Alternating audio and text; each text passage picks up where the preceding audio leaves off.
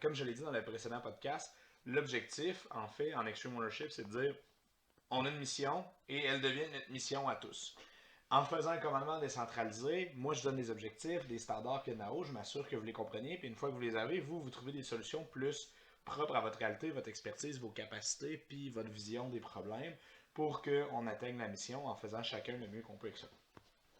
Donc, on va en parler. C'est quoi la mission de la Scrum Ben, sans aller dans les termes les plus officiels qu'on peut avoir dans nos documents, ce qu'on veut de la Scrum c'est que ce soit une approche optimisée pour dominer dans un duel, dans un contexte historique. Ça peut être aussi dans du combat de ligne puis d'autres choses, mais le focus principal qui va concerner nos cours, c'est le duel. À partir de là, ben, on cherche toujours à avoir des meilleures réponses. Ce qu'on veut, c'est justement pas être dans le Ah, ça a toujours été fait de même, ou parce qu'une source a dit que c'était comme ça, on le fait comme ça.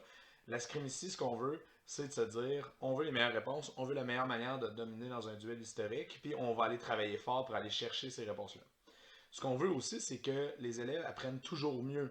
Ça vient de deux manières. Un, qu'on leur apprenne de quoi qui est efficace, on leur fasse pas perdre leur temps avec des techniques puis du contenu qui sert à rien. Mais on veut aussi améliorer notre pédagogie pour que justement il y ait les bonnes réponses qu'on trouve rapidement, qu'ils les intègrent, pour que justement les gens puissent optimiser leur expérience d'escrime et être capables de dominer dans un duel. Un élève qui reçoit un enseignement de qualité combiné à de la matière de qualité, puis un suivi, puis un encadrement de qualité, va se développer énormément plus vite qu'un élève qui se fait enseigner de façon ordinaire, avec de la matière ordinaire dans un cadre qui est ordinaire. Donc, si on regarde un peu historiquement, les gens à l'époque s'intéressaient à performer, c'était nécessaire. On s'entend que la plupart des maîtres d'armes puis des combattants, euh, leur vie dépendait de leurs compétences. Donc, c'était un intérêt qu'ils pourchassaient puis qu'ils développaient, puis qu'en théorie, c'était aussi la motivation qui a mené les différents maîtres à développer leur style. Aujourd'hui, dans les AMHS, ce qu'on fait, c'est qu'on veut ramener à la vie justement les arts martiaux du passé, la compréhension du combat historique, de l'escrime historique. Puis nous, ce qu'on a décidé de faire, en fait, c'est que comme aujourd'hui, on est outillé comme jamais pour comprendre la performance physique, la nutrition sportive, le focus, le mindset, la compréhension pédagogique, la psychologie du combat.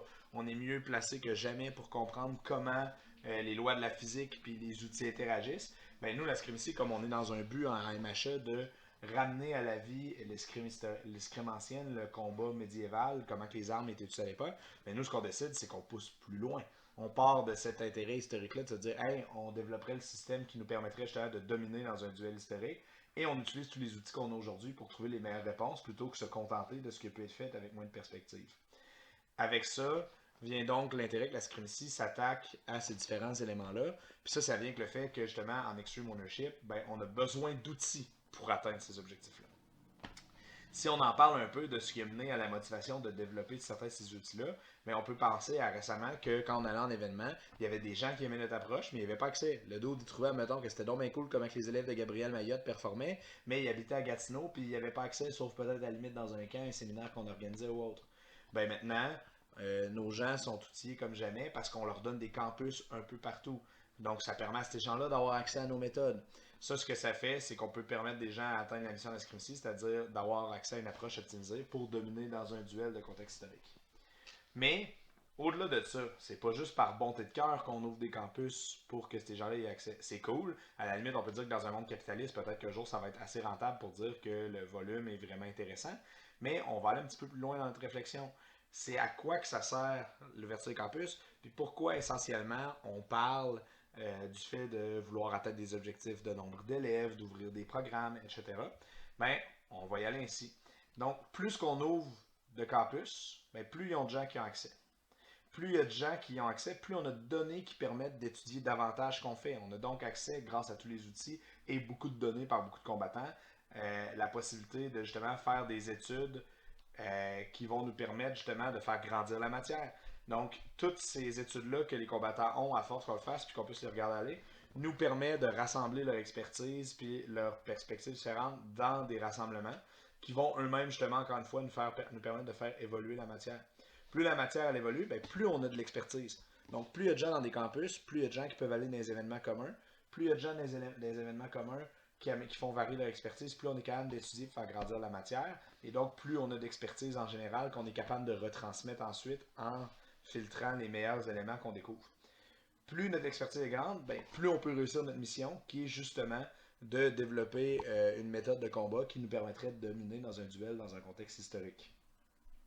Ça, ce que ça fait, c'est que ça garantit notamment l'accès et la pérennité de la scrimatie, parce qu'en la gardant bonne puis pertinente, ben, on peut continuer à la transmettre à autrui, on peut continuer, on le fait en réussissant notre mission, et ce qu'on fait en faisant ça, c'est avoir les ressources et les moyens de notre succès pour la transmettre à plus de gens. Inversement, si on fait un petit peu la pente fatale de tout ça, si on a peu de gens dans chaque campus, ben on limite le potentiel de développement et on étire le temps requis pour faire grandir les choses. Vous avez peu d'élèves, vous avez des artefacts, c'est plus long, vous avez moins de variété d'expériences, de combats, etc. Donc, vous en revenez avec moins de nouvelles conclusions, moins de trucs à tester ou mettre au clair lors d'activités. Ça fait donc beaucoup moins de données. Si on a peu de données, ben la scrimatie progresse lentement parce qu'on n'est pas capable d'avoir assez d'informations pour tirer des conclusions. Donc on reste avec les conclusions actuelles qu'on a, vu qu'elles ne sont pas remises en question assez, qu'on n'a pas assez le volume pour le faire. Si on se retrouve avec peu de gens, ça fait aussi que les rassemblements sont plus petits. Donc tout ce qui est séminaire, intensif, etc., on a donc moins d'individus, ce qui fait que ça a moins de données optimisées depuis chaque campus. Puis donc, encore une fois, on a de la misère à combiner toutes les informations les plus pertinentes pour faire grandir notre matière. Si notre matière ne grandit pas, ça limite notre expertise, puis ça nous freine donc dans l'atteinte de la mission, qui est de développer une méthode la plus efficace possible pour dominer un duel dans un contexte historique. Donc, quand on vous demande de faire justement augmenter les tailles de groupe, puis qu'on travaille fort à recruter, qu'on travaille fort à se développer aussi notre expertise, c'est que tout ça permet de se rendre là. Un élève qui va s'acheter son matériel, puis que vous avez motivé ou que vous-même comme élève, vous dites ok, j'achète mon gear parce que je vais aller plus loin, puis que vous assumez cette responsabilité-là, ben cet élève-là, c'est quelqu'un qui va pouvoir se battre plus intensément, qui va donc pouvoir mettre au défi encore plus ses compétences. Un campus qui a du recrutement, qui a des nouveaux élèves, va pouvoir challenger les acquis de cet élève-là, soit par la chance du débutant, comme on aime bien dire, avec du monde qui font des trucs bizarres, voir à quel point la personne maîtrise ses distances, ces choses comme ça, mais aussi en permettant de trouver plus de gens qui vont éventuellement vouloir s'acheter de l'équipement, puis augmenter eux-mêmes leurs compétences. Donc, c'est pas juste une question de payer les frais de base des locaux puis du gear. Faire grossir les campus, c'est la pierre angulaire de notre projet parce que plus les campus sont gros, plus les campus sont nombreux et gros, plus on va avoir de données, de ressources et de gens motivés qui vont permettre de challenger notre matière puis qui vont nous permettre d'avancer puis d'atteindre notre mission.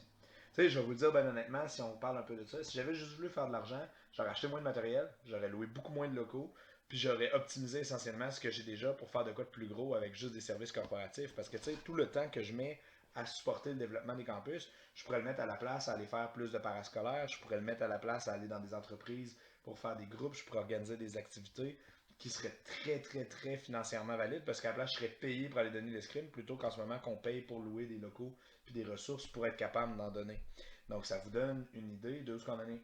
Moi, en Extreme Ownership, j'assume pleinement que la mission de la Scrimacy, c'est de développer la meilleure méthode pour dominer le duel. Puis pour développer cette meilleure méthode-là, ben, on a besoin de monde, on a besoin de ressources, on a besoin d'athlètes motivés, on a besoin de campus qui grossissent, puis on a besoin de gens qui s'impliquent, qui vont faire les programmes plus avancés, qui vont se battre sérieusement, qui vont s'équiper, et tout ça. Puis ça, ben, c'est à tous les niveaux du Extreme Ownership. Vous avez le plan en main en ce moment.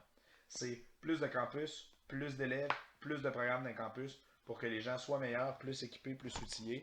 Puis ça, ben justement, chaque étape appartient à une personne. Moi, j'assume pleinement que je dois développer des meilleures stratégies, des meilleurs outils, des meilleures ressources, des meilleurs programmes pour vous outiller davantage à ça. Mais les directeurs de campus, eux autres, vont devoir motiver leurs instructeurs à être sur la coche au niveau de tous les modules de formation, le recrutement, le leadership, la préparation puis l'assistance au séminaire pour formation requise pour améliorer leur expertise. Mais les instructeurs comme les directeurs vont devoir aussi motiver leurs élèves à venir au séminaire parce qu'il y a moins d'élèves au séminaire, ben les campus ils font leur scrimmage dans leur coin avec plein d'artefacts puis ils vont avancer au rythme des conclusions qu'on va tirer sans eux plus lentement qui pourraient être plus appropriées à leurs besoins.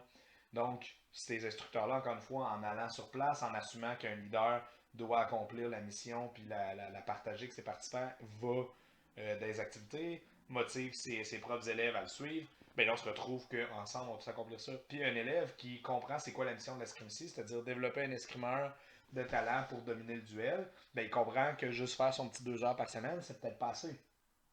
Parce que notamment, ces instructeurs le sensibilisent à ça. Dire, hey, il faudrait que tu viennes à pratique libre, il faudrait que tu fasses un release de stock, hey, on a un séminaire en fin de semaine, etc.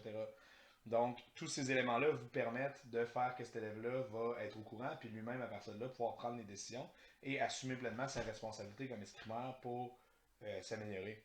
La seule excuse à la limite qu'on peut accepter de l'escrimeur Inter, c'est que lui, c'est le client. À la limite, s'il veut rester un escrimeur de base, ça le regarde. Mais par contre, vous, comme instructeur, vous ne pouvez pas dire que vous avez assumé pleinement vos responsabilités si vous n'avez pas tout fait ce que vous pouviez pour motiver cette personne-là à nos activités, de l'informer, de l'encourager, de l'accompagner, d'y offrir un livre, etc. Donc, c'est ça la mission de la scrimicie. On veut des campus pour avoir du volume, pour avoir des individus, pour se donner les ressources autant financières qu'humaines d'obtenir tout ce qu'il nous faut pour faire progresser notre matière, pour que la scrimicie atteigne sa mission d'être capable de former des duellistes qui vont dominer dans un contexte historique. Puis à partir de là, ben, c'est un cercle vertueux plutôt qu'un cercle vicieux. Donc, il faut que vous compreniez la mission puis que vous vous appropriez votre part.